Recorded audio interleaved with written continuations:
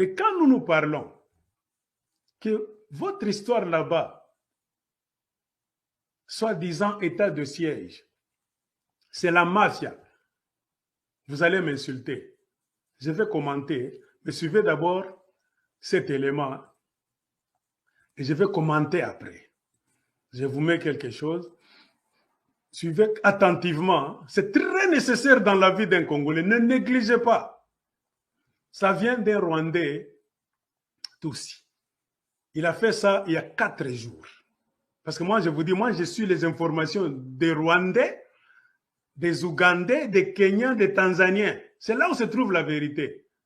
Heureusement, il a parlé en Kinyarwanda et il a fait une version française. Suivez ce que ce Rwandais Tutsi, le frère de Kagame, est en train de dire. Il est maintenant opposant à Kagame. Suivez. Au Rwanda, lorsqu'une citoyenne comme Ida Mangé se permet de dire autre chose que la Bible enseignée par le régime de Paul Kagame. C'est la prison, c'est l'assassinat, c'est la disparition. Je ne vais pas citer tous les cas de disparition annoncés ces derniers mois, mais je vais quand même signaler un événement important d'actualité. Ce dimanche passé, en préfecture de Cyangugu,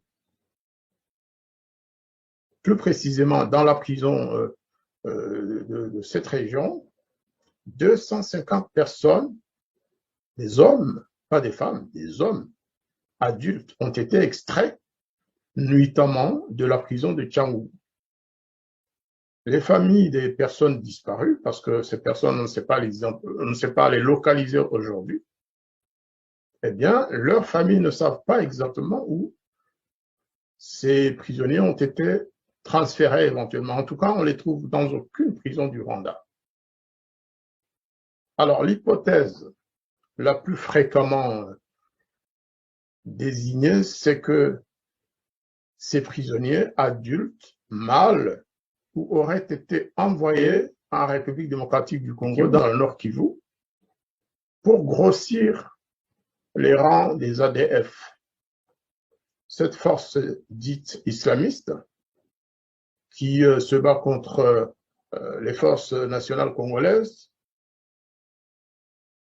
soi-disant qui serait une force islamiste, mais en fait, c'est un peu l'extension de l'armée rwandaise en RDC pour continuer l'occupation du territoire de ce pays avec l'assentiment du président Tshisekedi qui a conclu, comme vous le savez, un accord avec Paul Kagame en vue de développer une coopération économique, notamment un projet agricole qui se trouverait dans le nord du Nord Kivu. Eh bien, il semblerait que les 250 prisonniers extraits nuitamment de leur prison auraient été envoyés en RDC. Jusqu'à preuve du contraire, cette hypothèse peut s'avérer vraie. Le gouvernement rwandais n'a qu'à prouver le contraire. En tout cas, c'est ce que nous disent certaines sources du Rwanda.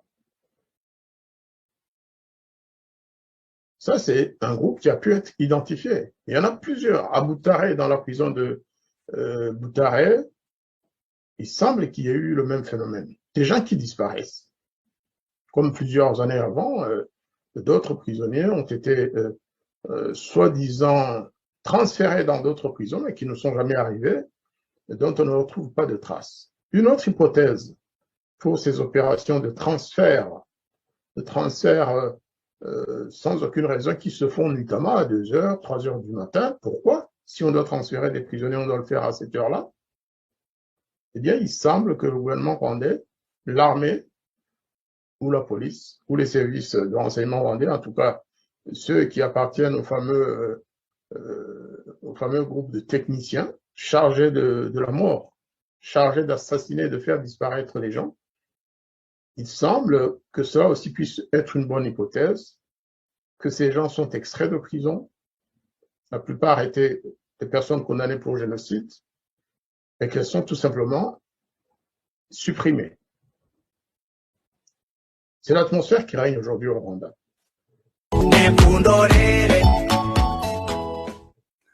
Voilà, chers frères et sœurs congolais, c'est clair. Ça vient d'un Rwandais Tutsi, un kagamiste, ancien kagamiste, qui est maintenant dans l'opposition. Je pense qu'il est en France. C'est pas Belgique, je ne sais pas très bien. Il y a quelqu'un qui m'a envoyé ce fichier. Il dit, Marc, toi tu parles du Congo, la région des Grands Lacs. Tu sembles maîtriser un peu ce qui se passe. Suis cette vidéo et montre ça aux Congolais. Le monsieur dit très bien, dans la prison de Tchangougou, ce n'est pas trop loin de la frontière avec le Congo, 250 prisonniers hommes, on les a fait sortir nuitamment entre 2h et 3h du matin.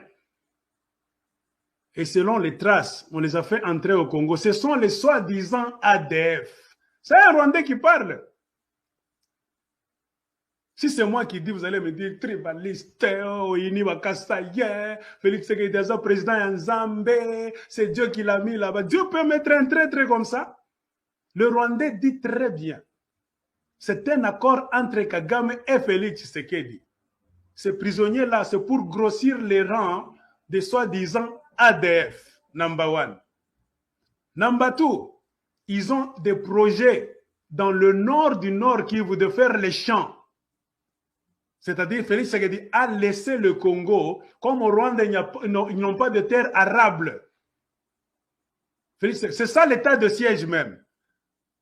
L'état de siège en Ituri, c'est-à-dire, on laisse à Museveni, c'est pour les Ougandais. Les Ougandais entrent. Avez-vous déjà envoyé une mission pour voir les routes que Museveni est en train de faire? On vient faire des routes dans votre pays. Il n'y a même pas de caméra. Les députés nationaux sont là. Provinciaux du Kivu sont là. De l'Ituri, vous êtes là. On doit vous montrer les services. Il y a, je ne sais pas, une sorcellerie au Congo. C'est pour ça que moi, les députés, là, moi, je ne comprends pas. Ils sont en train de nous combattre, nous qui disons la vérité. Le Rwandais a bien dit, ce sont des contrats. Félix a signé avec Kagame. Ils font des champs. C'est-à-dire, en dehors de l'or et des coltans, Félix a cédé les terres. C'est ça même le sens de l'état de siège. C'est-à-dire, encadrer un périmètre pour empêcher aux Congolais d'aller voir ce que les Rwandais font là. Tu sais qu'ils utilisent même l'armée congolaise pour protéger les ennemis, barrer les Congolais. Les Congolais n'ont plus accès à la forêt, à leurs champs. On les égorge pour les effrayer. Ne venez pas ici. Il y a beaucoup de villages vides. On nous a dit que dans cet état de siège, il y a déjà plus ou moins 189 villages désertés. En Ituri et au Nord Kivu. Dans l'état de siège. C'est-à-dire c'est Tshisekedi, l'enfant de Tien Tshisekedi, famille maudite. Le Rwandais a bien dit, avec l'assentiment, l'accord du président Félix Tshisekedi. Les ADF qui vous tuent, ce sont des prisonniers rwandais qu'on fait sortir nuitamment par Kagame entre 2h et 3h du matin pour grossir les rangs des soi-disant ADF, et les autres vont travailler dans des projets agricoles dans le nord du Nord Kivu. La vidéo a été claire. Il a parlé en français facile. Boloba lisus toyok. Ba taliban ba mafinga. Boloba. C'est pourquoi j'ai dit, mon titre dit clairement, les premiers ennemis du Congo sont les politiciens congolais. Tu ne peux pas être politicien au Congo. Tu ne peux pas faire la politique et tu ne sais pas ce qui se passe au Congo. Un politicien doit être l'homme le mieux informé de la République. Moi, je suis loin. Beaucoup de gens me disent, Marc, toi, tu es trop loin. Pourquoi est-ce que tu sais des choses qui se passent ici? Nous, nous sommes à Kolwezi parfois, à Likasi. Nous ne savons pas ce que Tshisekedi est en train de faire ici chez nous. C'est toi qui nous le dis par tes vidéos. Tu nous as beaucoup réveillés et éveillés. Que Dieu te bénisse. Je le fais parce que j'aime le Katanga et j'aime les Congolais.